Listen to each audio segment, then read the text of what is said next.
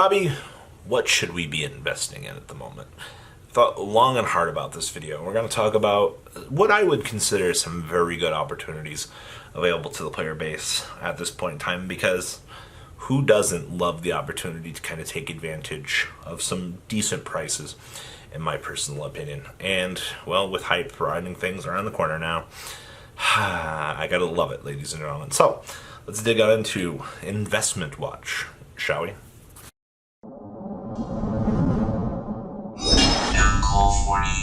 Alright, so we're going to talk about Spiral, and you're probably seeing the Dark Magician Soul card here, and you're like, Robbie, that's not Dark Magician support. Oh ho ho, it's Spiral support in disguise. So I've watched a great couple of videos on this, actually, that players were talking about that this was just greater Dark Magician support than it was actually for Spiral. So this thing gets the ability to, while it's in your hand, to just dump a level 6 or higher spellcaster monster from your deck. Okay, well, you know who's level 6 and higher and spellcaster? Master Plan. Yep. And then you get to go ahead and beam this card out. Okay, that's really good. And then she also has you can send up to 2 spells and traps from your hand and or field to the graveyard to draw that many cards. I can send my missions that I get to search for free already. I've watched some really broken boards with this deck already. Now, granted, this card is a miles off from getting us. We don't get this till January. But this card helps Spiral crazily. So, if you want to know what to get in advance here, it's your Spiral core. And I almost swear by this. It's kind of crazy, because I'm always talking about, hey, you should have Spirals. Hey, knock, knock. Knock, knock. You should have Spirals. Like, no. Guys, come on. At this point, you should have Spirals. But next line of support, save up money for these, by the way. I expect these to actually be kind of crazy in value. Like, you made a Dark Magician support card better in Spiral than you actually did in its own generic deck. Like, let that sink in. That's crazy to me that we actually get to see this card be played in the way that it is. So, I like that. Very good. Next up is the Presales Triorphan term. Yeah, it's the big fusion monster coming out of the Duels pack this weekend. I think that this card is going to be crazy in value. And I know I sound like a broken record when I talk about this, but don't sleep on this, guys. Literally, super poly target. 3 dark monsters on the field to make this guy. Well, it shouldn't be hard at all. Like, honestly, like, you should also probably be playing Starving Venom with this. Rogue decks will get their giant power boost out of this.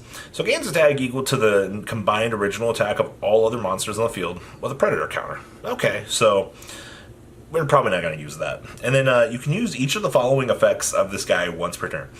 So when your opponent would special summon a monsters from their extra deck while this card is on the field, that was fusion summon. Quick effect, you can negate that special summon monster summon and destroy it. Yikes. By the way, you don't need a Predator counter on the field to do that, so let that sink in. And then if your opponent controls a monster with a Predator counter on it, you can special summon this card from your graveyard. Nobody really cares about that effect. What we care about here is I can negate a summon with this. Super poly it out, discard 1. You have 3 darks on the field, slurp. We did it, ladies and gentlemen. This card is crazy good, in my opinion. I just wish that people would pay more attention to it. So, if you're a rogue player and you're like, okay, I just got my super polys, what do I need to pick up? You need to pick up this guy. This is going to be the card that's going to probably make a lot of people salty. I will say that. Whether or not it's expensive or not, thank you, Super Poly. Once again, being a generically good card. I love when the game of Yu-Gi-Oh! Just spits out crazy good cards at me at 100 miles an hour. It's great. Now, next up on our list here is Infinite Impermanence. Now, you're probably like, Robbie, why are you talking about Imperms at this point? So, Imperm has 2 printings. Alright, I get it. Where are they going to reprint this thing in the next couple of months? Because we've pretty much got the year slated out. All right, October, November, December. All right, January's got the duelist pack. Alright, so that puts us into February. If we've got a reprint set coming for this, you're looking at 6 months down the line when we start getting into the February, March, looking at the next chunk of reprint sets. Because I'll be honest with you guys, this didn't get reprinted in Dude. And you know what that means? The price has been fluctuating. I've seen these going from anywhere from 40 to 43 over the last couple of days. And it's sometimes a staple in a lot of your current format builds. A lot of decks are playing, it's a hand trap that can't be stopped by Called by the Grave. It's one of the things that you need to understand when you look at something like this. It's generically good support. Now, if you think you can hold off for 6 months, that's a decision that you can make, and we'll see if the card gets reprinted. I'm pretty sure it'll get reprinted next year. I don't see a reason why it won't. But if you've been holding off thinking that imperms are going to get cheaper, I don't foresee it anytime soon. So, I mean, just like Phantasmias are rising in price right now, you know, generally impactful cards in the metagame, they'll do that. Like, I don't know what more to say about it. Like, the metagame definitely drives the market, and it's coming out of dual YCSs this weekend. Up and away! So, oh man, this game is rough some days, I'll say that. Now, next up on our list here is Dude Presales. I have read constant messages from people going, I don't think Dude's worth it. You're actually crazy, Robbie, for thinking the set's worth it. Well, I think you're correct to a degree. Other people that are selling their pre-sales at this point in time, go take advantage of them. I've heard people talking about buying Ash Blossom alternate arts for $3 a piece. If you can find pre-sales for $3 to $4 a piece on Ash Blossom and Ghost Ogre, buy them out. Eat them all. Because I can tell you over time that those will rise in price. You've got a few good cards walled behind a $40 MSRP price tag. Chimera Mega Fleet called. You guys remember Mega Fleet, right? Like the broken card, like, oh my god, it's so good.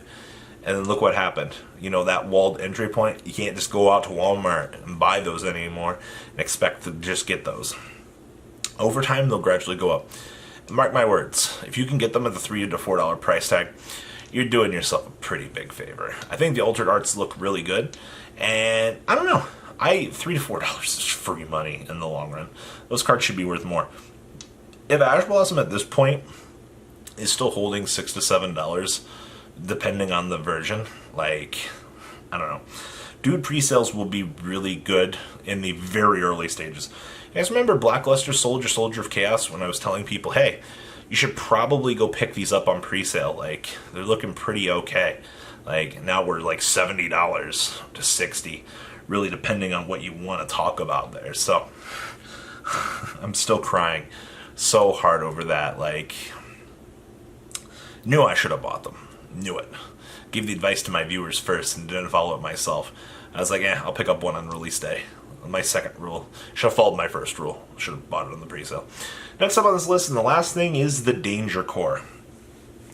For some reason, you've hesitated this long. You're like, oh, man, do I really need this? Well, Jackalopes are like $13 to $14 a piece. You only need 2 of them. Only need 2 Desi, only need 2 Tsuchinoko. At the rate that this is going, I don't suspect that the Danger Core is going to get limited to 1. Yeah, I know. Dangers are generically good. They literally go in every single deck, ladies and gentlemen.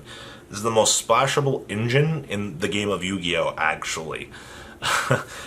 Who doesn't like free deck thinning? The cards got reprinted. They're cheap now.